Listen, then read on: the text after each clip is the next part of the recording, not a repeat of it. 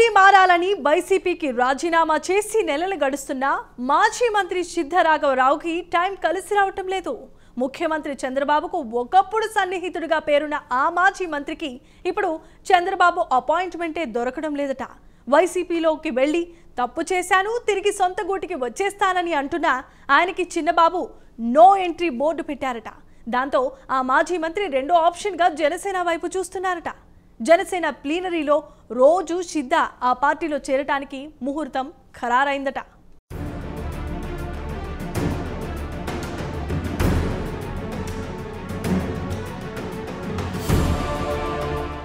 ప్రకాశం జిల్లాకు చెందిన మాజీ మంత్రి సిద్ధరాఘవరావు బడా గ్రానైట్ వ్యాపారి. కొద్ది నెలల క్రితం వైసీపీకి రాజీనామా చేశారు. 2014లో చంద్రబాబు కేబినెట్లో మంత్రిగా పనిచేసిన సిద్ధ 2019లో ఒంగోలు టీడీపీ ఎంపీ అభ్యర్థిగా పోటీ చేసి ఓడిపోయారు.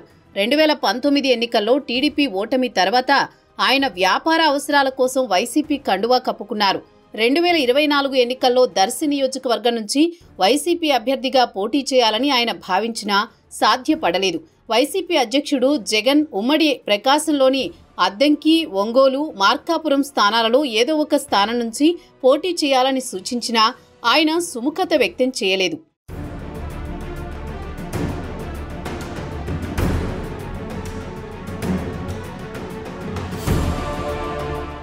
తెలుగుదేశం పార్టీ నుంచి రాజకీయ అరంగేట్రం చేసిన సిద్ధరాఘవరావు 2004లో ఒంగోలు అసెంబ్లీ నియోజకవర్గం నుంచి తొలిసారి పోటీ చేసి ఓడిపోయారు. అనంతరం టీడీపీ నుంచి ఎమ్మెల్సీగా ఎన్నికయ్యారు. 2014లో ప్రకాశం జిల్లా దర్శి నుంచి టీడీపీ ఎమ్మెల్యేగా పోటీ చేశారు.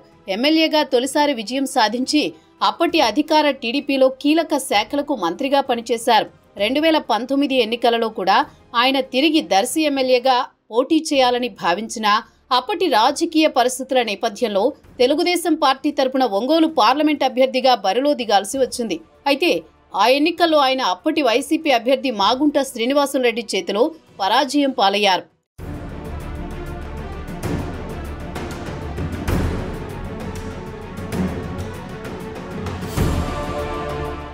రెండు 2019 ఎన్నికల్లో వైసీపీ అధికారంలోకి రావడంతో కొంతకాలం తర్వాత అప్పటి ముఖ్యమంత్రి జగన్ సమక్షంలో వైసీపీ కండువా కప్పుకున్నారు. వైసీపీ ఓటమి తర్వాత ఆ పార్టీకి రాజీనామా చేసిన సిద్ధ తాను ఏ పార్టీలో చేరాలనుకుంటున్నాననే విషయం మాత్రం ఇప్పటి వరకు ఎక్కడా ప్రకటించలేదు. అయితే విజయవాడ వరదల సమయంలో సీఎం చంద్రబాబును కలవడం రాజకీయాల్లో హాట్ టాపిక్గా మారింది. తన సోదరులతో వెళ్లి చంద్రబాబును కలిసిన సిద్ధ వరద బాధితులకు విరాళమిచ్చారు. అయితే వైసీపీకి రాజీనామా చేసిన అనంతరం ఆయన చంద్రబాబును కలవాలని చూస్తున్నా అది సాధ్యపడడం లేదు.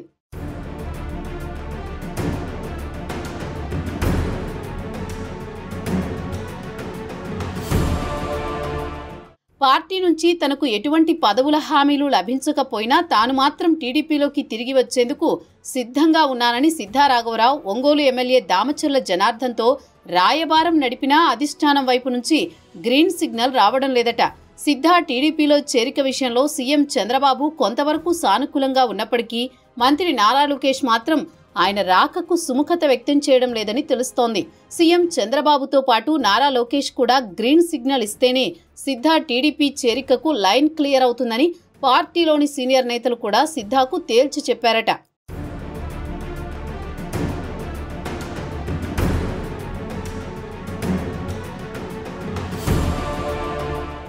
ఇప్పటికే ఒంగోలుకు చెందిన మాజీ మంత్రి బాలినేని శ్రీనివాసరెడ్డి జనసేన పార్టీలో చేరారు. అప్పట్లో సిద్ధరాఘవరావుకి బాలినేని దగ్గర ఉండి వైసీపీ కండువ కప్పించారు.